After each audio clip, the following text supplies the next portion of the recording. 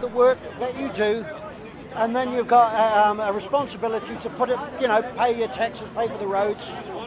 But that's when government should be smaller. Content over everything!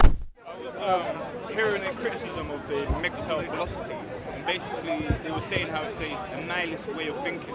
So it's very defeatist. I know a lot of MGTOWs, and I actually think MGTOW's a good thing at the moment. Yeah, I get that, but it's like a nihilist way of thinking. It's like always looking to pass blame, not really taking ownership. It's not passing blame, it's a survival mechanism, MGTOW, because so many women now are feminist, and they are so hostile towards men, and they've been brought up since they were children to believe that men are aggressive and hostile and going to take advantage of them. I would argue the MGTOW are now like the polar opposite of what they were fighting against. They're essentially like what I've said before, male feminists. But you know why they're not the polar opposite? Because they're not getting funding from government, from charities. You know, Shelter gets nearly £300 million a year. Half of that spent on wages for upper class women. A nihilist way of thinking. It's always this, that. There's no really. It's rage. There's no real solution. Yeah, but you know what? It's also a part. It's MGTOW, men going their own way, is the red pill rage. It's when men are so angry with the way they've been treated, sometimes by their families, by other women, and their loneliness, that they're going to rage. It's something that you eventually work through. I know a lot of MGTOW, and I was even on TV here when they did a documentary with men at war. I was in that, and we got associated with all sorts of people. And it was the one that the guy that does the books on game, the one who got what's his name? I can't remember his name now. I was watching him the other night. Interesting stuff. But a lot of these kind of MGTOW people, they're young, they're impressionable, they're like children who kind of. Yeah, but they're not going to get exploited and divorced like their fathers. They've kind of been radicalised. They've been radicalised to hate women. No, they haven't been radicalised. They actually had the anger at women and feminism to start with. But I don't know. And they found a way. It's a way to try and protect yourself and have a life. I was on the train, and a load of teenage lads got on, and they had guitars and things. About 3 or 4 of them, I think. And they were joking. He says, "Oh, what about your girlfriend?" And one of the boys laughed and says, "Oh, not your girlfriend, your victim." And then they all burst out laughing. It's because feminism has been shoved down men and women, girls and boys' throats for so long. The fact is that these boys were laughing because everyone assumes that they're the villain. But this is what I'm saying, this rhetoric, it isn't productive. It's depressing. It gives these young men, well, say a man stays MGTOW for 5 years. It means that he's more likely to be living on himself. He's not going to end up on a false rape allegation. He's not going to be clumsy around women and upset a woman and end up in all sorts of trouble, because they're expanding the definition of rape. And by the way, rape is a hideous, violent crime. And if you keep expanding the definition of it, you're rubbishing a horrible thing that should be dealt with. I don't think anyone's trying to do that. They are. No, you look at the colleges and on campus, constantly expanding the definition of rape. But you're assuming the worst, yeah, you are assuming the worst. Yeah, I know, you shouldn't. I worked in the 90s, I worked in a design company with all these upper class women who were all feminists, they'd all done women's studies, and I was treated like absolute crap. But you have to I brought another ladder, Richard's using it at the moment. I don't. Oh, okay, yeah. Keep a good run? Why was you treated like crap? Because the women were able to, because they could, and they could get away with it, and it was fun. What? How did you treat the women? Why was How do I treat women? No, well, if you're talking about the job, I was focused on my job, doing my job as best as I could, and I was really nervous about those women because they'd take offence to everything. Now, their point of view was the reason that I was employed at that company was because of male privilege. What they don't look at was the fact that they were all well off, some of them owned property as well. I got employed with that job is because I did twice the hours they did, and I worked my ass off in my own time to keep my job and make something of it. And they all assumed that I was there because I was male and I was privileged. I wasn't. I was there and I was prepared to work my ass off. And by the way, some women do that too. But would you not argue like maybe you were treated crap. Yeah, well, a few women did. The working class women did. Our window dressers did.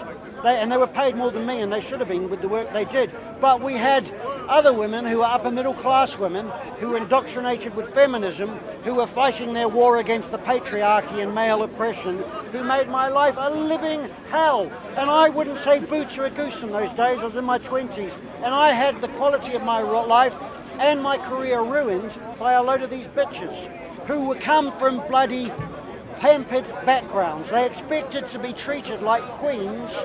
They didn't expect to be treated valued by their work. So what if you were to adapt your thinking? You know, like, so you say you were treated like shit. Maybe because you allowed yourself to be treated like shit. You know? See, now that's a horrible excuse. Because what would I do? There was no way I could fight back. And when I did try to fight back, I got in trouble. What else can you do? You could adapt. And in what way do you adapt? Okay. Like in the army, they say adapt and overcome, right? So if you're going to be put in a situation that you're feeling uncomfortable with, you don't try and fight against it. It's like fighting against Mother Nature. So what is a 20-year-old guy who comes from a bad background, who doesn't have the social ability and skills that all these other women have, because women tend to be more, younger girls tend to mature socially earlier than men, and I was quite immature in my 20s, but I was very good at what I did. And having these people who could socially run rings around me, I'll put my hand up, run rings around me, and I'm supposed to adapt. I didn't have the skills to adapt, and I still don't either. And what it did was it completely ruined my life at that part of my life, and it's affected me quite badly. Can I just interject? Yeah. The problem is that there is this, I'd say it's a feminisation of the workplace, and the problem is that there is this attitude of entitlement that a lot of women have. Yeah, completely. In this situation where it's not about how well they do the job. Yep. It's about what the job can do for them. Because it's just women. I'd say that's like city living. People who live in cities have this sense of entitlement. So I wouldn't just say... I wouldn't say it's that. I'd say it's worse in the public sector because there's less of a focus on productivity.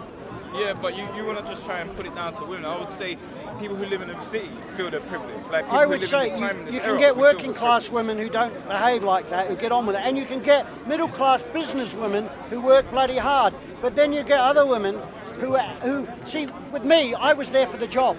These women, the job was there for them. They came from a soft background. They expected the job to be, but what their problem was that they were not. They didn't have any status in the job because they weren't the best workers. What field was it? And so they resented it. And another thing, men cannot fight back at women. Are more suited to There's women, no way that most men are very vulnerable when it comes to women. There's no real way that you can fight back against a woman.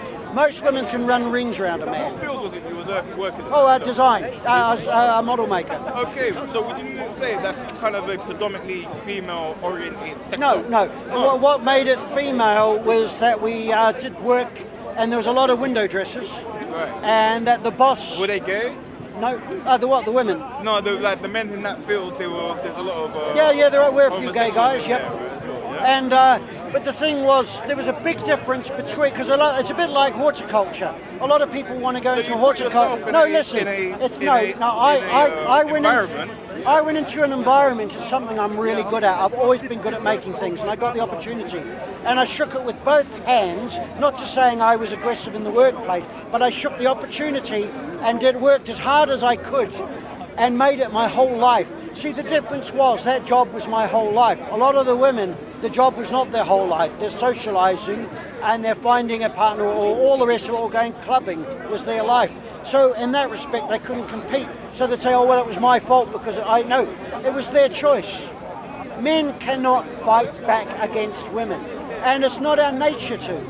And yet we're always assumed women are a lot more aggressive towards men than men are towards women. And yet we use the stereotype of men who do mistreat women, and they're out there.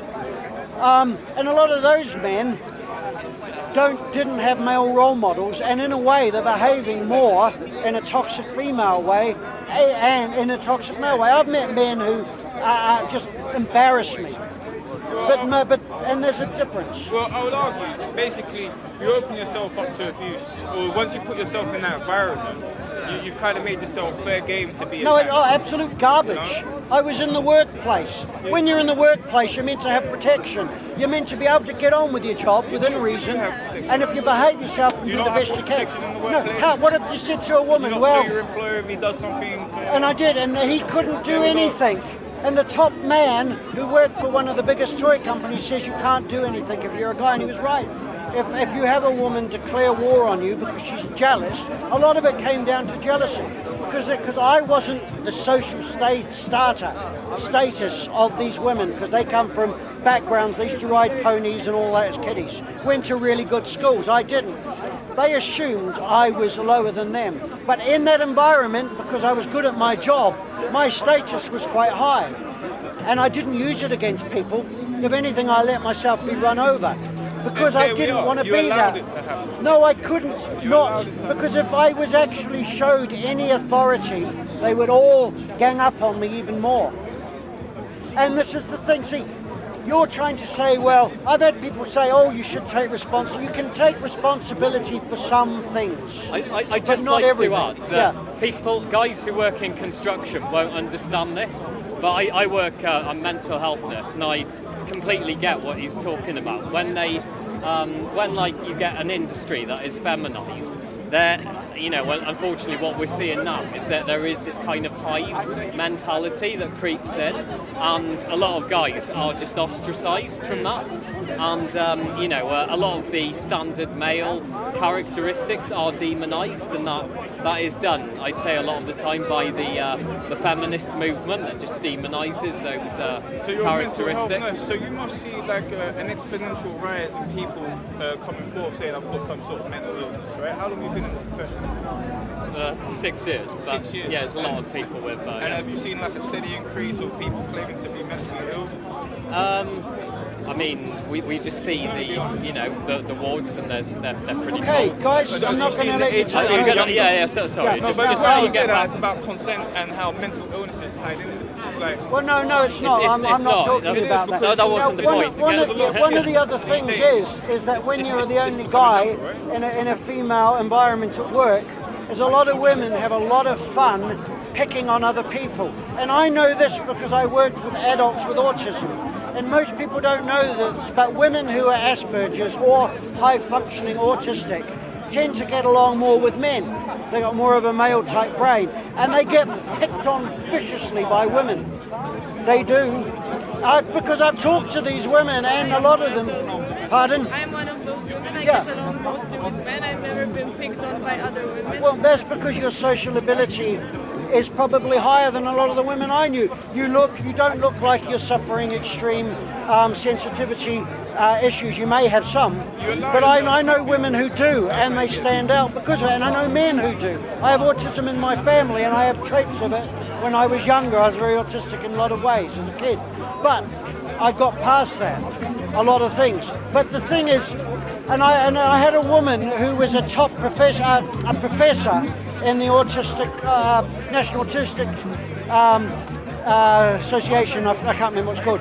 She said there was an autistic man. They got him a job in a supermarket, and one of the women would pick on him. She knew he was scared in the dark. So every time he went into the storeroom, she would switch the light off on the outside and lock the door and leave him in. banter. And she kept doing that to him, and he was terrorized. Friendly banter. Banter. Maybe she liked the guy. That's her way of. Oh, learning. garbage. She was a cruel bitch. Yeah, I haven't finished the story. So one day when she was pushing him in there, he pushed her out the way and came out. She made an official complaint about him, and he was sacked. Yeah, physical violence. She pushed him in there.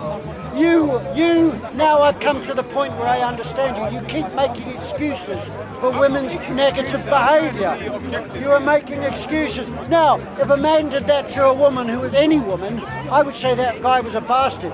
Now, the fact that she's doing it to a vulnerable man, she's a bastard. She should never have done that. She should have been fined and sacked. Define a vulnerable man. A man who has a job, right? He's a vulnerable man, yeah? A man who's in the No, he's vulnerable. A lot of people have, they get a lot of disabled people into work work and they have vulnerabilities, and you have to respect that. As a mental health person, or sign them off as a vulnerable person. He didn't have mental health problems. He was on the autistic spectrum. There is a difference, but a lot of them develop mental health problems because of the way they're treated, men and women. And I knew women with autism, and I was friends with them, and their behaviour was challenging sometimes, but I understood why it happened. And I actually sympathise with them because I was like that a bit as a child. And the fact is, you'll get women with autism that because of their skin sensitivities, if they buy a new pair of socks and they put it on, they'll get skin rashes. So there's a woman with high functioning autism, she talks on stage. They had the movie, and Sigourney Weaver did a movie where she was playing an autistic woman. Can't remember what it was called. Brilliant movie. And she came to interview this woman to find out what it is to be a woman who's got autism.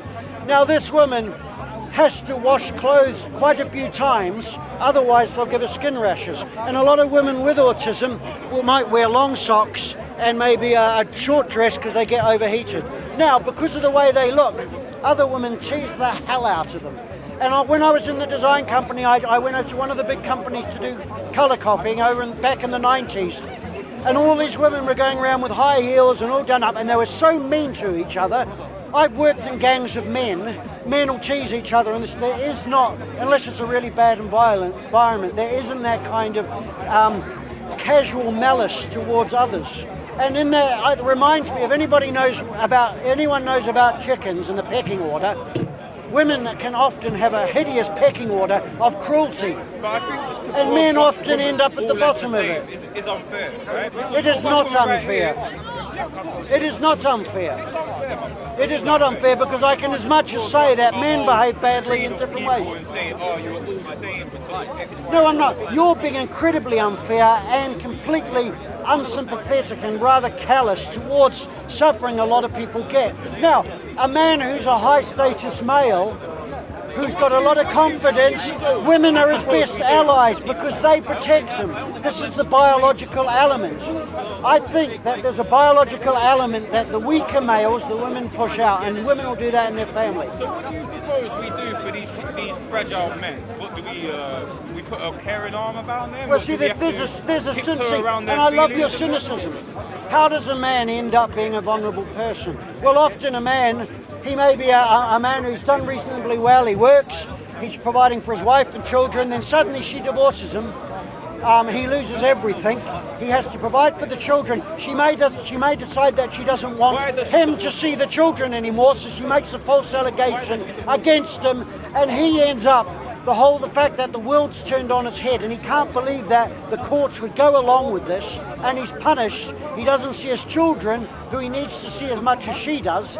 And then he becomes, after years of this, a vulnerable adult. There's an awful lot of men with drinking problems, living in bed sits because they've had their lives completely psychologically, morally raped. So what do you propose? Lots of suicides as well. We get on a chair and we blavate about it all day. What do you propose we do for these vulnerable individuals? I think you're quite sarcastic about it. A lot of men can't deal with males with vulnerable men, and a lot of men can't deal with it. What do we do for them? Do we send them to the mental health nurse? What do we do with them? Well, for a start, what we do is we start talking about unpleasant things, because what we do, for years what we've talked about is where men can be hideous towards women.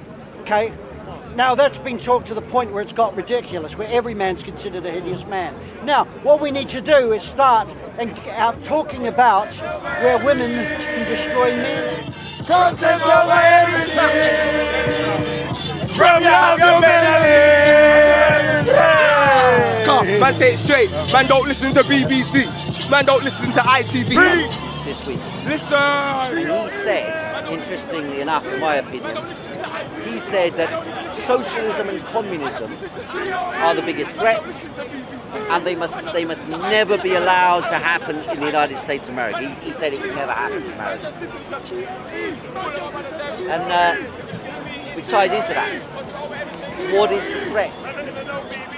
You know, when they say Venezuela's a threat, China's a threat, North Korea.